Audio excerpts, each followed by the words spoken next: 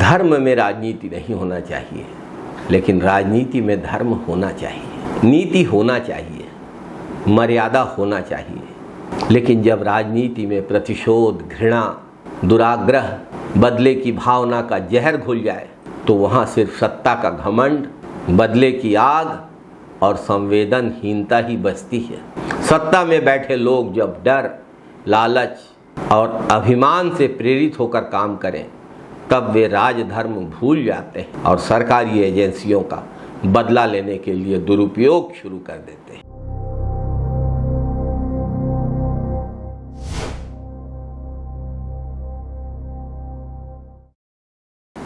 नमस्कार साथियों, बिट्टू एक ईमानदार, मेहनती, सरल और विनम्र युवा जो पूर्व मुख्यमंत्री का पुत्र है, जिसने कभी सत्ता का लाभ नहीं लिया, जिसने कभी राजनीति में हस्तक्षेप नहीं किया, कभी राजनीति में भाग भी नहीं लिया। हम सब के बिट्टू चैतन्य बघेल के जन्मदिन के दिन उसकी माँ उसके पसंदीदा पकवान बनाने की तैयारी कर रही थी। हमारी बलौदा बाजार भाटापारा जिले की बेटी और उसकी पत्नी एक छोटे से पारिवारिक उत्सव की तैयारियों में व्यस्त थी। तब दरवाजे पर ईडी आकर खड़ी हो गई।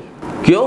क्योंकि वह भूपेश बघेल का बेटा है। उस भूपेश बघेल का जो आदिवासियों के अधिकारों के लिए, छत्तीसगढ़ के अधिकारों के लिए, जल जंगल जमीन की रक्षा के लिए भाजपा सरकार से लड़ रहे हैं। वो भूपेश बघेल जो भाजपा सरकार की कुनीति, बदहाल कानून व्यवस्था और किसानों और युवाओं के साथ हो रही धोखाधड़ी के खिलाफ भाजपा सरकार से सवाल पूछ रहे हैं। चैतन्य बघेल का दोष सिर्फ इतना है कि उसके पिता छत्तीसगढ़ की जनता के हक की लड़ाई लड़ रहे हैं और सिर्फ इसी वजह से चैतन्य बघेल को प्रताड़ित किया जा रहा है। चैतन्य बघेल के जन्मदिन के दिन ईडी की उसके घर पर छापामार कार्यवाही जांच नहीं थी, सत्ता की क्रूरता थी, प्रतिशोध था सत्ता का। जन्मदिन के दिन चैतन्य को सुबह सुबह गिरफ्तार करके उसकी मां के हृदय पर, पत्नी की भावनाओं पर, पिता के स्वाभिमान पर और परिवार के खुशियों पर आघात करने की कोशिश की गई है। ये कोई पहली बार भी नहीं है,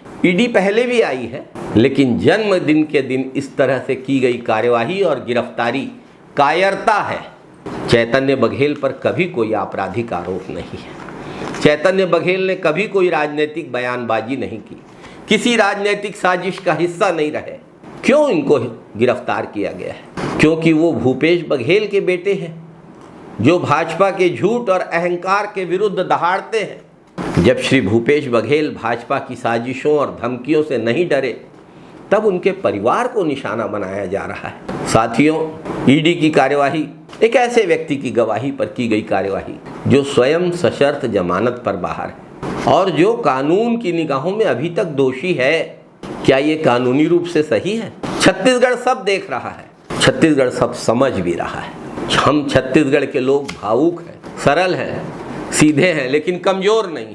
छत्तीसगढ़ की हर माँ, हर पत्नी आज बिट्टू की माँ और पत्नी के दर्द से अपने आप को जुड़ा हुआ महसूस कर रही है। छत्तीसगढ़ का हर युवा स्वयं को अपमानित महसूस कर रहा है। चैतन्य बघेल निर्दोष थे, हैं और रहेंगे।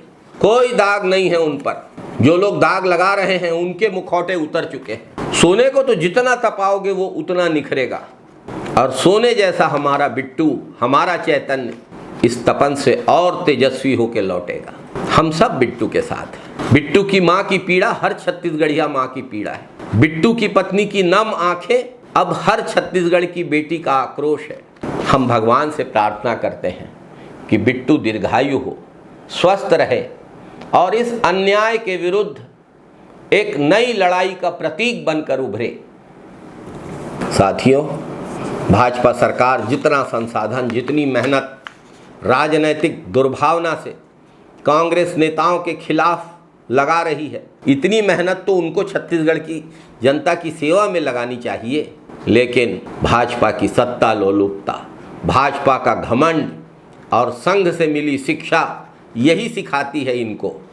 छल, कपट, झूठ, परपीड़न और भ्रष्टाचार यही भाजपा का चाल, चरित्र और चेहरा बन चुका है। जय छत्तीसगढ़ साथियों, वंदे मातरम साथियों, जय हिंद साथियों।